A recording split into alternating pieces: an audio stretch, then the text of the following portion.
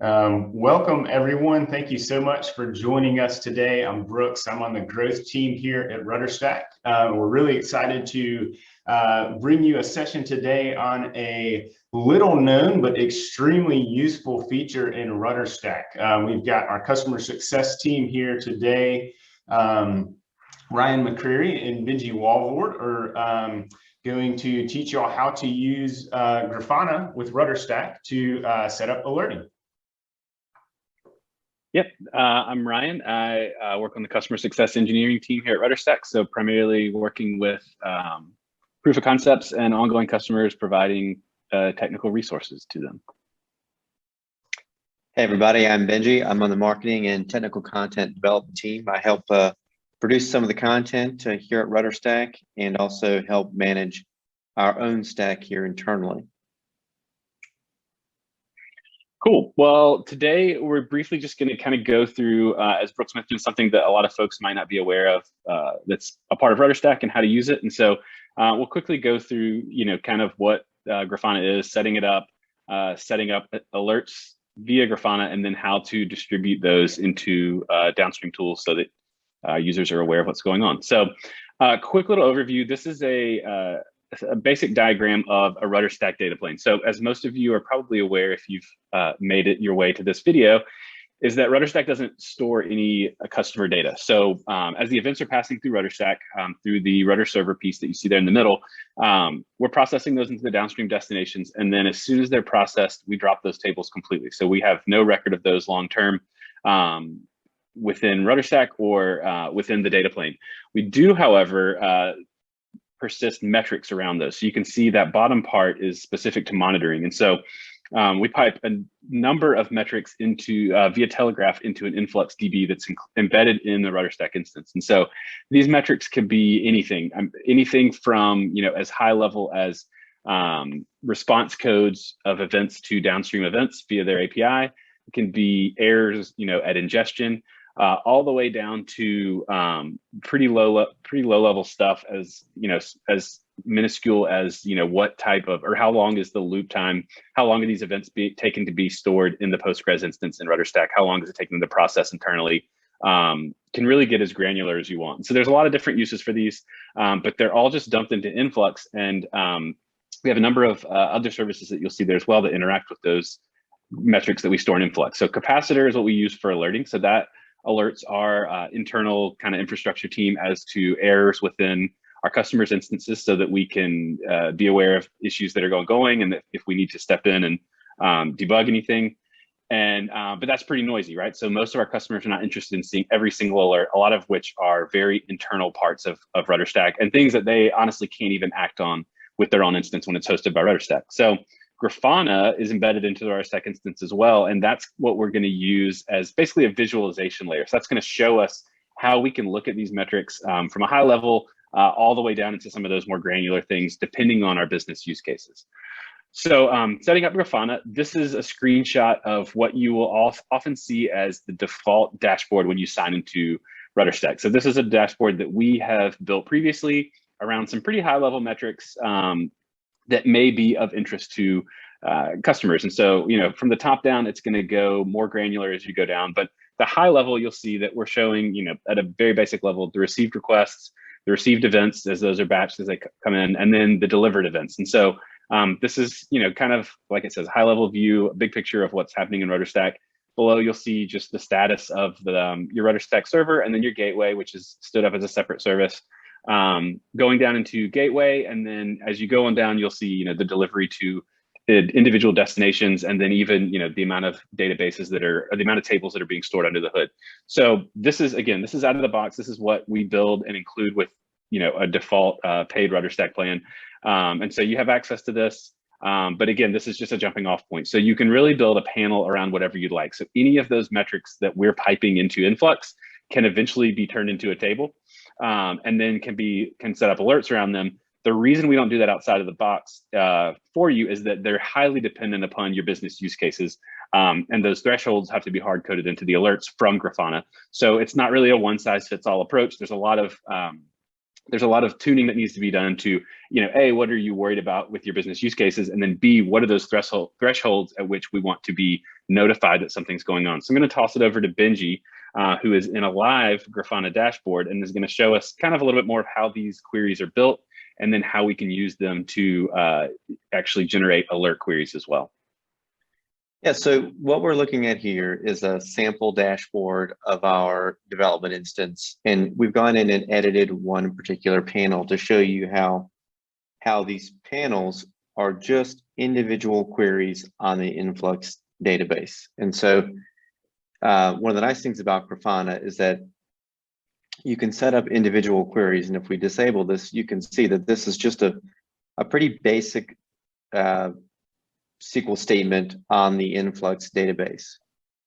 And you can create as many queries as you want, and they'll render in the same chart. But to create these queries, you just kind of build this select statement, and you can select the metric that you're interested in. In this case, we want a panel that's showing us failed processor alerts, and failed processor alerts mean that the data plane failed in sending these events to their downstream destinations. And this is a pretty important thing to monitor, because if you're getting failed events, leads being sent to Salesforce, or in our case, events being sent to a Facebook pixel, this is something that you want to know about and that you want to be alerted about. So for this example, again, we're going to do a count of failed processor alerts. And so we select that particular metric. And for alerts, you do have to select a specific instance and hardcode that name. So we'll just select our development environment. And we want to get a sum. We want the total number of failed events. And because these are fairly time sensitive, we're going to keep our time interval to 1 minute. One of the things that we also might find useful is not just the total number of events, but we want to see events by destination. So again, we can just create another group by, select our destination name. And we're going to actually segment this one step further and break this down by stage. And what that will tell us is whether or not these events are failing within the user transformation within RudderStack, or at further downstream at the destination transformer. And that comes in handy when we're trying to troubleshoot, okay, why are these events happening? And so if we look at these, we can see how these events are rendering, and we can see, all right, we're seeing some errors for customer IO and our Facebook pixel, a Slack error message. So we might now want to create an alert that says, okay, when these events happen, or when a certain volume of these events happen, send us a message or alert us somehow. And so we do that by clicking on the alert tab, and we can name this. And again, this is a fairly time sensitive issue here. So we're gonna evaluate this every minute.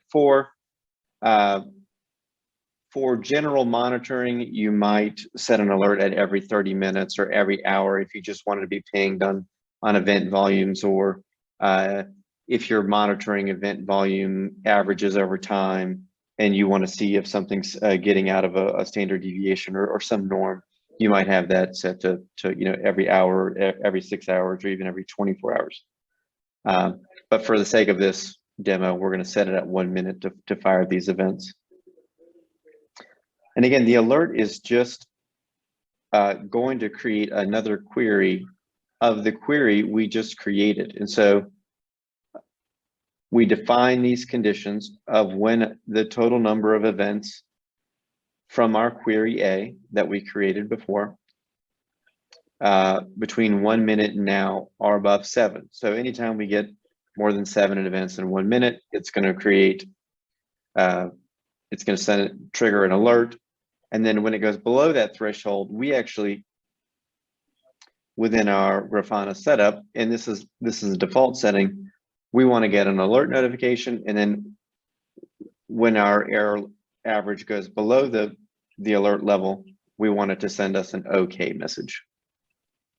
And so you can see those represented in the red lines and the green lines here. And so when we define these notifications, really the next step is just to define, okay, where do we actually want to send these? And you can send them from within Grafana itself. You could natively send these messages to Slack. So we created a Slack channel. You can send them to Microsoft Teams. You can send them to PagerDuty, to Datadog, and there are a number of different avenues where you can send these. Or you can send them to RudderStack and send them to your database, your data warehouse, or other analytics tools. Yeah, and Benji, something to call out real quick. You know, as I mentioned earlier, these alerts and charts are kind of hard for us to build out as an out-of-the-box solution because they're, as you've shown, they're very dependent upon the setup that we're using and then the metrics that we're interested in. And so this is a test environment, so it's you can see that there is some data flowing through that's showing that. But it's really nice to be able to visualize the ups and downs with this specific metric and see that we're going to tune this. I mean, so this 7 number is nothing magic, right? Like Benji and I didn't get together and say like, man, 8 failures is where we're really going to be mad about this. It's really kind of, and you can see as Benji can drag it, it's really kind of tuned around, okay, what are actually those significant peaks where we might be concerned? What's out of the norm? And so that norm is going to be very different for any type of customer, any type of setup, and really business goals that we have associated with that. So you can see as Benji's moving that up and down, you can see that this is something that may need to be adjusted over time as well. And that's pretty common from a lot of our customers, is to really set up one of these baseline alerts. And then you'll know pretty quickly if these are valuable or if they need to be tuned. Are you getting alerted? As you can see, when Benji and I had it on earlier for testing, was probably a bit too noisy to be useful in a production environment, but was very good for being able to build out this use case. So Benji, specifically, what would processor errors? We don't have to get too far into it, but this would be something that would be of concern to you as someone that's consuming the data through RudderStack. Why would that be? Sure. Well, for one example is, let's say that you've got a JavaScript SDK passing new lead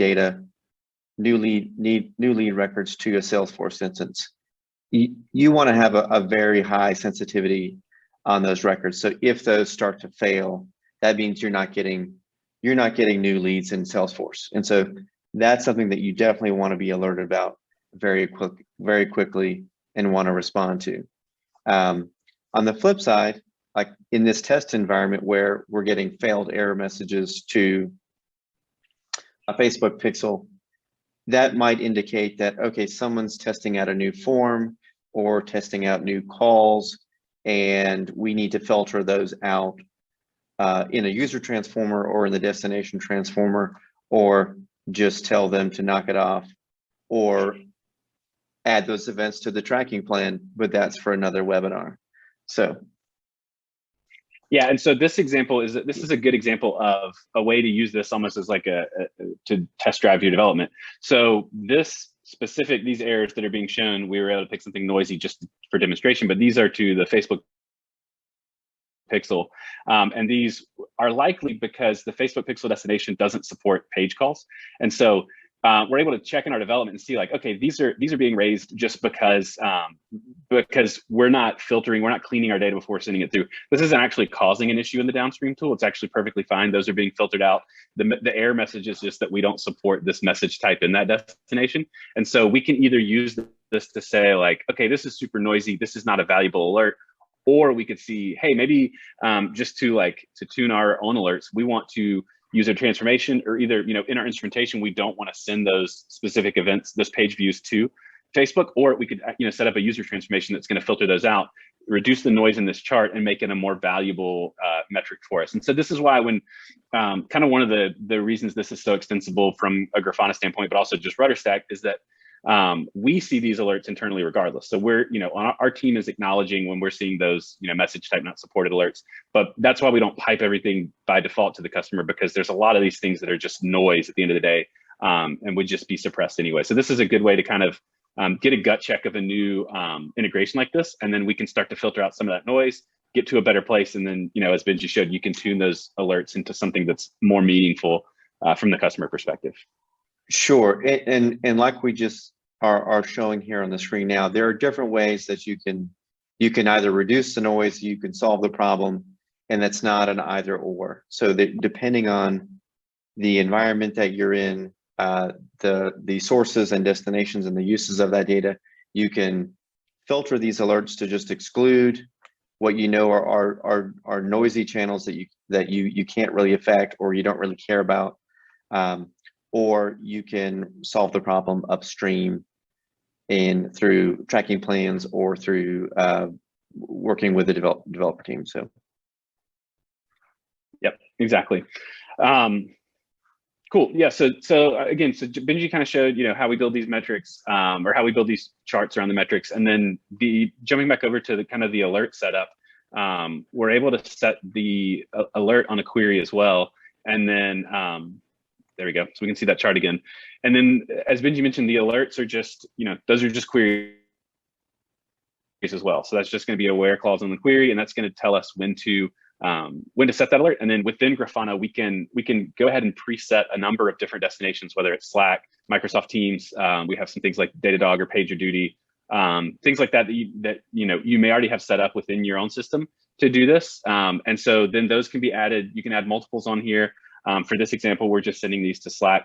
But one thing to point out further is that because these metrics are just being piped into Influx, and Grafana is just the visualization layer, there's also the ability for, in our paid plans that have access to these, to pipe any or all of these metrics directly to our customers' alerting system. So you may, you know, if you have your own PagerDuty or Datadog and you want to be able to more fine tune these inside your own environment versus going into Grafana and building all these panes, we can actually just pipe all that influx data directly into your own system. You can build these same types of visualizations or alerting around that without having to involve Grafana. But this is just an easy way out of the box and something that's included with part of RudderStack that a lot of people, as we mentioned before, don't really know exists, or if they've seen Grafana, they may not know some of the kind of pitfalls of, you know, having to hard code these variables if they want to use the alerting along with it. So,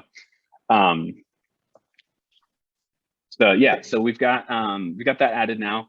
Anything more on this that we want to touch on, Benji? Well, I would just say that the dashboards themselves are infinitely configurable, and it's very nice to see, you know, in and out throughput, average time per connection in RudderStack, and maintaining those dashboards. They do involve, you know, a little bit of setup, but once you start playing around and building your queries, you can knock these out fairly quickly. They're hugely helpful in just making sure that your environment is healthy, and just keeping a pulse on your instance. Yeah, that's great.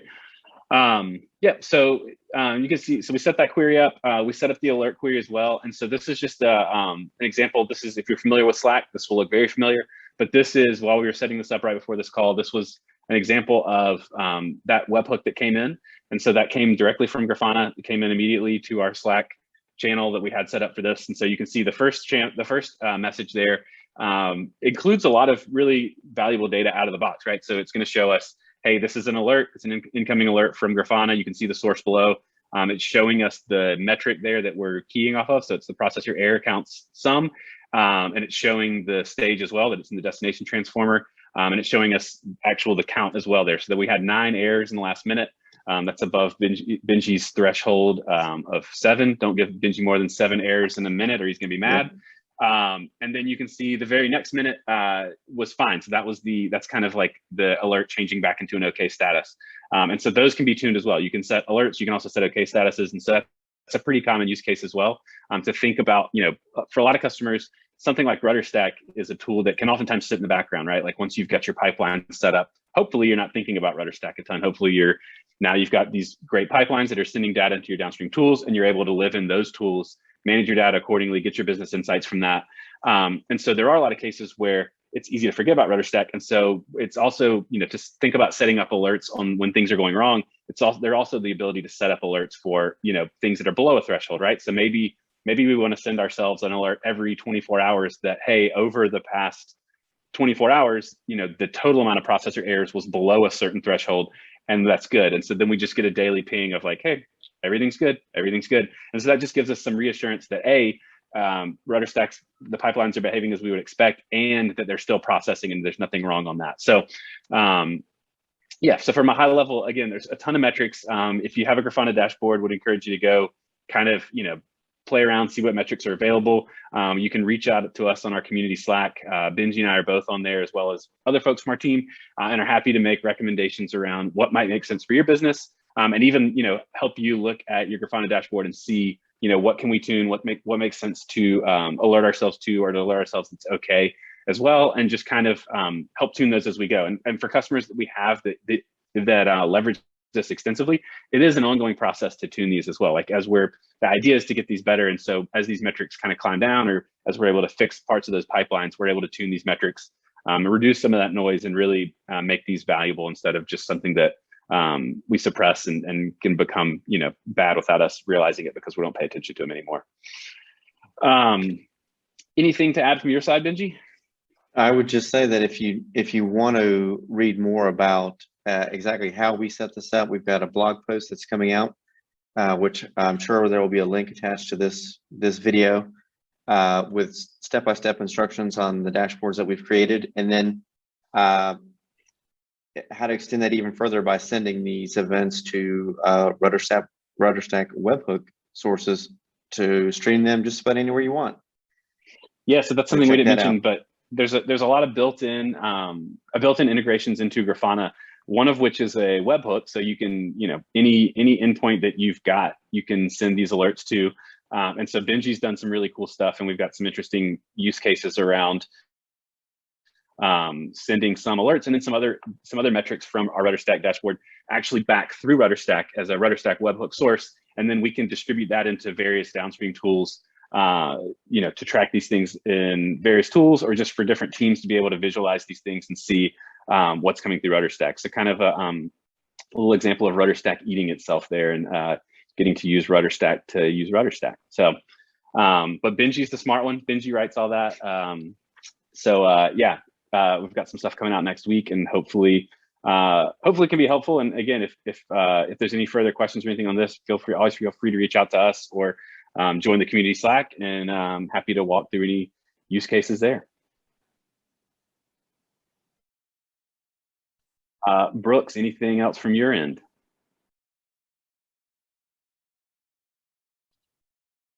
I appreciate everyone attending today. We will have this up live by tomorrow. And as Ryan said, join the community Slack. You can go to www.rudderstack.com to schedule a session with our customer success team, or join Slack. And stay tuned for some more tech sessions coming soon. Thank y'all for joining. Okay, see ya. Bye.